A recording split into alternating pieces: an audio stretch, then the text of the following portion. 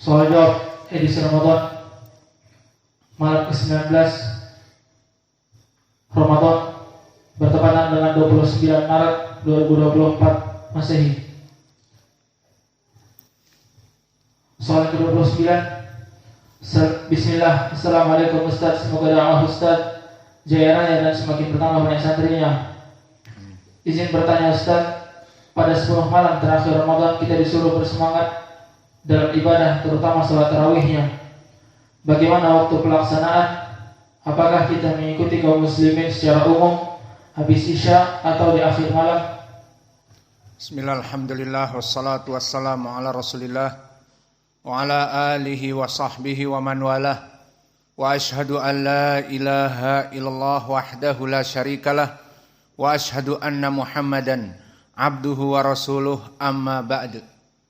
Alhamdulillah, pada kesempatan malam ini kita berkumpul di Masjid Imam Muqbil Al-Wadi'i, di mana Allah mudahkan kepada kita untuk melaksanakan salat tarawih, dan juga sekarang kita masuk kepada kajian soal jawab. Maka pada kesempatan malam ini kita akan menjawab dari soal yang dibacakan oleh saudara kita, bahwa di 10 malam terakhir dari bulan Ramadan, bagaimana kita menambah semangat dalam sholat malam. Apakah kita sholat malam di awal malam ataupun di akhir malam? Maka ketahuilah wahai saudara-saudaraku, Nabi Muhammad SAW dulu di 10 malam terakhir mempersiapkan dirinya untuk bermunajat kepada Allah.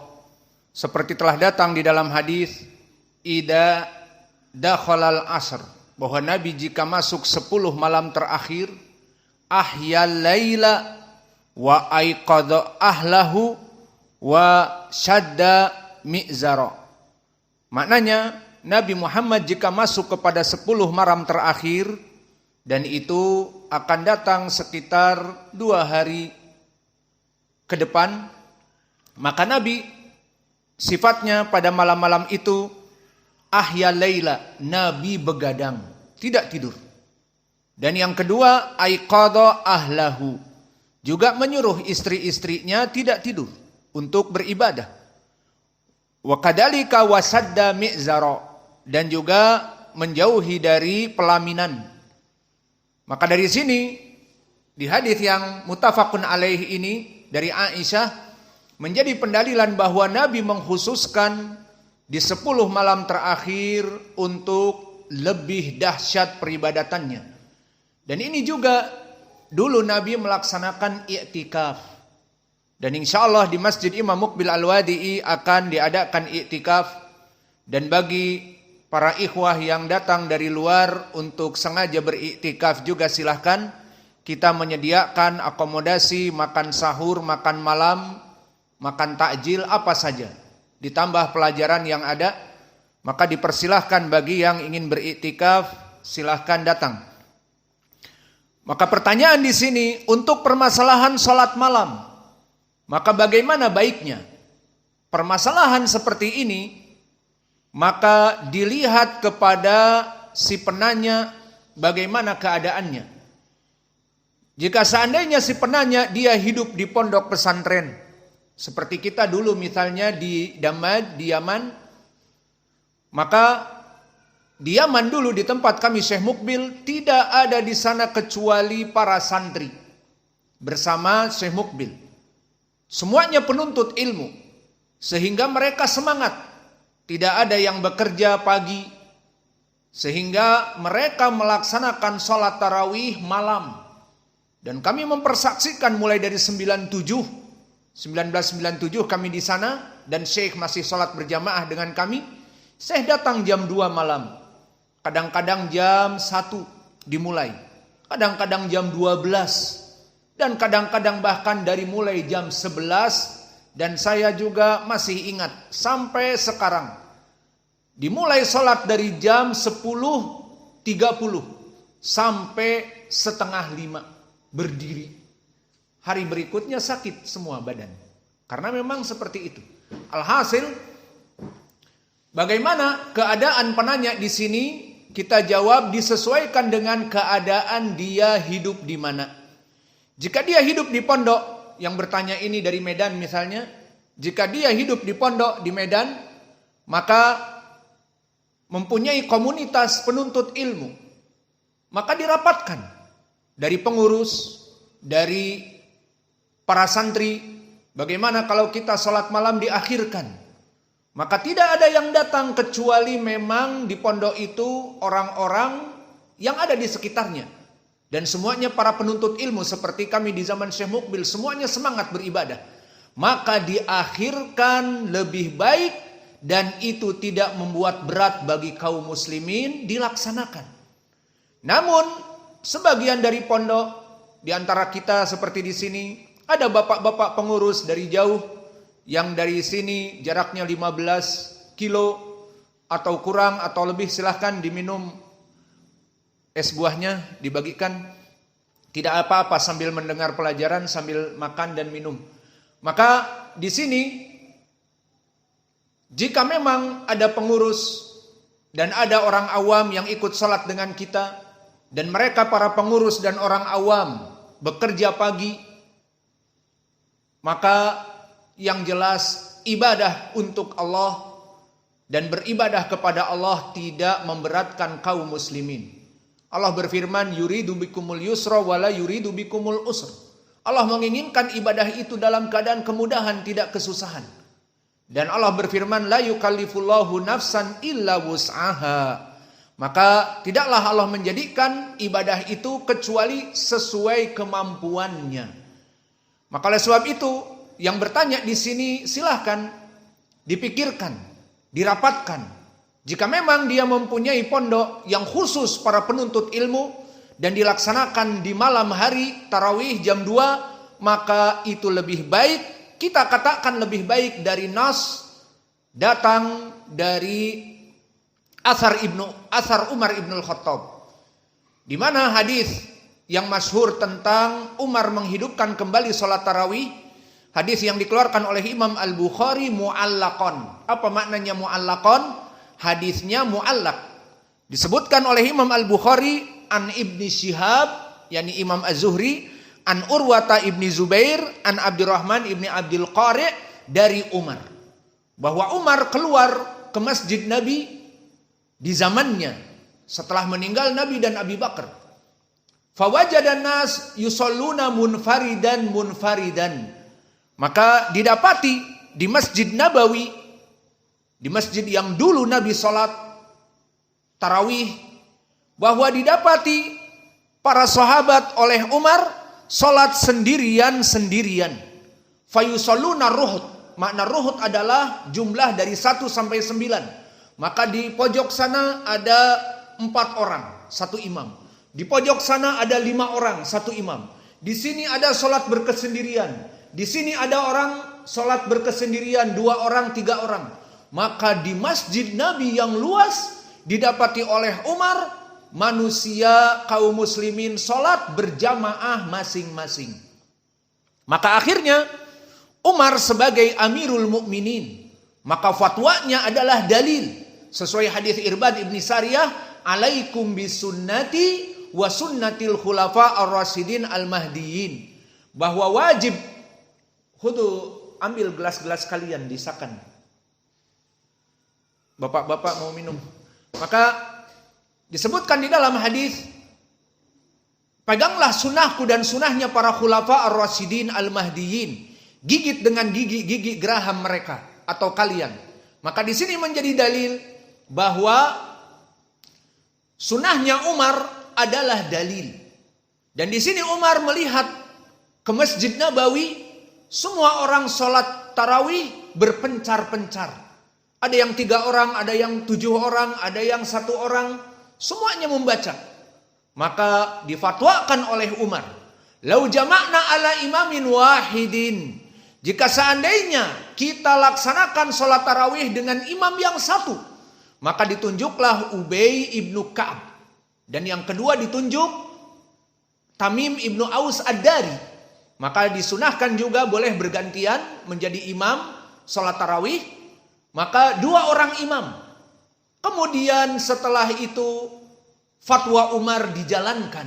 Karena fatwa Umar seperti hadis Irbad tadi, alaikum bisunnati wa sunnatil khulafa ar-rasyidin al-mahdiyyin. Peganglah sunnahku dan sunnahnya para khulafa ar-rasyidin al-mahdiyyin dan Umar diantaranya. Maka dilaksanakanlah setelah itu sholat tarawih berjamaah. Maka kemudian Umar mengecek. Di saat mengecek didapati kaum muslimin sholat berjamaah. Maka Umar senang dan kaum muslimin senang. Maka apa yang dikatakan oleh Umar? Ni'mal bid'ah hadihi. Sesungguhnya sebaik-baiknya perkara yang bid'ah adalah ini yang paling baik. Dan makna bid'ah di sini bukan bid'ah yang maknanya lawan dari sunnah, bukan. Karena sholat tarawih sudah disunahkan oleh Nabi, namun Nabi meninggalkannya dikarenakan takut diwajibkan. Seperti hadis muttafaqun alaih dari Aisyah, di saat Nabi sholat 3 malam, sholat tarawih, maka di malam yang keempat Nabi sengaja tidak keluar dan kaum muslimin penuh di masjid. Sampai fajar Nabi sengaja tidak keluar. Lalu Nabi setelah sholat fajar mengatakan kepada kaum muslimin, aku melihat apa yang kalian lakukan al-barihah. Aku mengetahui apa yang kalian lakukan. Walakin khosyitu an tufridu alaikum falam istata'tum. Namun aku sengaja tidak melaksanakan sholat tarawih di malam yang keempat karena aku takut sholat tarawih diwajibkan atas kalian. Karena pada saat itu Nabi masih hidup, Al-Quran bisa turun mewajibkan sholat tarawih. Ataupun hadis Nabi mengatakan sholat tarawih wajib. Maka Nabi takut. Karena jika sholat tarawih diwajibkan, pasti kalian tidak akan pernah mampu. Sholat 1 jam, 2 jam di setiap malam Ramadan. Kalau wajib susah. Sholat yang 5 waktu saja yang mudah. Zuhur, asr, maghrib, isya, fajar yang 2 rakaat sudah susah. Saking susahnya pakai sya. Sangat susah. Berapa kaum muslimin yang tidak bisa sholat berjamaah? Berapa dari kaum muslimin bahkan tidak bisa sholat, meninggalkan sholat? Maka bagaimana jika sholat tarawih diwajibkan? Kesimpulannya, di malam yang keempat dan seterusnya Nabi sengaja meninggalkannya, ditakutkan diwajibkan. Maka setelah itu ditinggalkan sampai meninggal Nabi, tidak ada sholat tarawih berjamaah. Kemudian di zaman Umar melihat kaum muslimin berpencar-pencar dalam sholatnya, maka dia mengatakan, lau jama'tum ala imamin wahid la ahsan. Maka lebih baik kita mengumpulkan kaum muslimin menjadi imam yang satu. Dan itulah yang dilaksanakan sampai detik ini, bahwa sholat tarawih berjamaah lebih afdol daripada berkesendirian. Sesuai juga dengan hadis Abi Dzar, man shallama al imam hatta yansarifa husiba lailah kamilah. Barang siapa yang sholat berjamaah dengan 1 imam atau dengan imam di masjid sampai selesai, maka tertulis baginya sholat semalam suntuk. Maka ini adalah kenikmatan yang besar bagi kita. Maka mana poin pendalilannya? Umar ibn al-Khattab kemudian mengatakan di saat dia mengecek kaum muslimin sholat malam, di awal malam Umar mengecek seperti jam 9. Maka kaum muslimin sholat berjamaah. Apa kata Umar? Berkata Umar radhiyallahu anhu, alladzina yanamuna anha afdalu minalladzi yakumuna yuriduna akhiril lail wa kana nasu yakumuna awwaluhu. Lihat lafaz Umar di sini. Di saat Umar menfatwakan untuk menghidupkan kembali sholat tarawih berjamaah, kemudian malam-malam berikutnya setiap malam sholat berjamaah, maka Umar melihat kaum muslimin datang banyak. Apa yang dikatakan oleh Umar? Yang tidur pada awal malam sekarang ini tidak ikut sholat dengan kita, untuk tujuan bangun di malam nanti, itu lebih baik dan lebih afdol daripada yang hadir sekarang. Maka di sini nas datang dari Umar. Umar mengatakan yang hadir sekarang sholat alhamdulillah dapat pahala. Namun yang tidur sekarang untuk nanti jam 2 malam bangun, tidak sholat sekarang tapi nanti berjamaah juga, maka itu lebih afdol. Itu ucapan Umar. Dan hadis ini tadi dikeluarkan oleh Imam Al-Bukhari mu'allaqan. Maka hadis mu'allaq hadis yang bukan sahih, meskipun dikeluarkan sahih Al-Bukhari. Dan itu yang kita pelajari di ilmi mustalahil hadis. Maka bagaimana kedudukan hadis ini sahih? Telah dikeluarkan oleh Abdul Razzaq di dalam musannafnya Jari Jalan.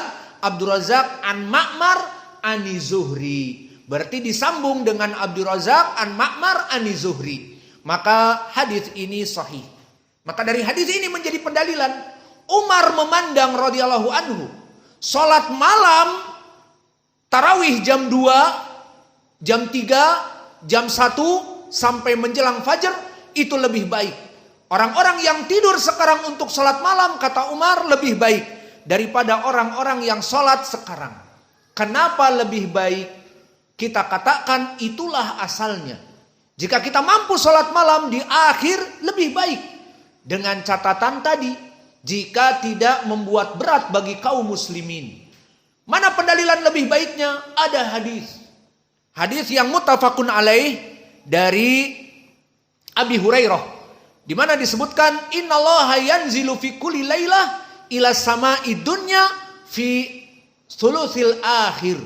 Bahwa Allah Jalla wa Ala setiap malam itu turun ke langit-langit dunia sepertiga malam terakhir, mulai dari jam 1 sampai jam 4 atau jam 5 adzan fajr. Maka Allah turun tiap malam. Dan Allah mengatakan, barang siapa yang meminta kepadaku, faman sa'alani fa'ajibuh, aku akan memberikannya. Faman istaghfarali fastaghfartulah, barang siapa yang meminta ampun kepadaku, aku akan mengampuninya. Dan barang siapa yang berdoa kepadaku, aku akan memenuhinya. Setiap malam Allah turun ke langit dunia dan mengatakan kepada orang-orang, yang mana orang-orang tersebut misalnya dalam keadaan bangun, dalam keadaan salat tarawih pada malam itu, jelas ini lebih baik daripada salat tarawih di awal malam. Karena di akhir malam Allah turun ke langit dunia dan mengatakan, barang siapa yang beristighfar kepadaku, aku ampuni. Barang siapa yang meminta kepadaku, aku berikan. Dan barang siapa yang berdoa kepadaku, aku penuhi jawabannya. Maka di sini jelas secara mutlak orang-orang yang melaksanakan sholat malam diakhirkan dalam sholat tarawihnya lebih baik. Namun tadi dilihat kepada sikon. Karena ada kaum muslimin yang memang bekerja. Nanti jam 8 bekerja. Atau ada yang harus ngederes karet setelah fajr. Ataupun memanen dari sawitnya setelah fajr. Dan seterusnya yang bercocok tanam. Dan yang bekerja PNS dan yang lainnya. Maka mudahkanlah bagi kaum muslimin.